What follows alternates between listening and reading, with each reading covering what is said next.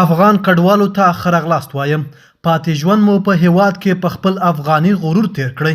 د پاکستان جابر هیواد هغه بدې ورځې شپې هېرې کړئ چې د پاکستاني پولیسو به په ډېرې بېرحمۍ ځورولی.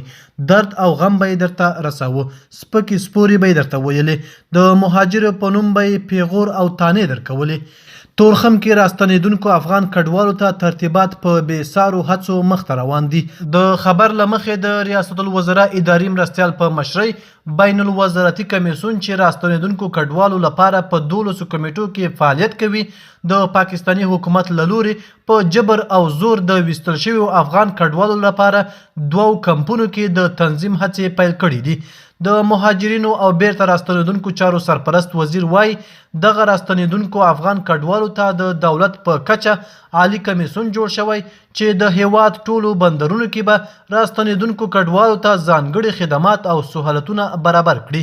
د کډوالو چارو د سرپرست وزیر په وینا دغه خدماتي کمپونو کې به تر 15,000 پورې کسان په یو وخت د اوسېدو، خوراک، څښاک او نورو ټولو سهولتونو څخه برخمن وي.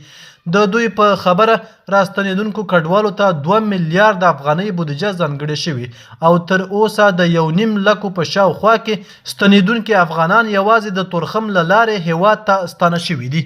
بلخوا جرمني له پاکستان څخه د لکونو افغان کډوالو پر ایستل کېدو اندېښنه ښکاره کړه. د ډي پی ای خبري اژانس د راپور له مخې د جرمني د بهرنیو چارو وزارت ویاندوی پرون وویل دا هیواد د هغو افغان کډوالو په اړه له پاکستاني چارواکو سره خبرې کوي چې ټاکل شوې ده جرمني ته ولېږدول شي.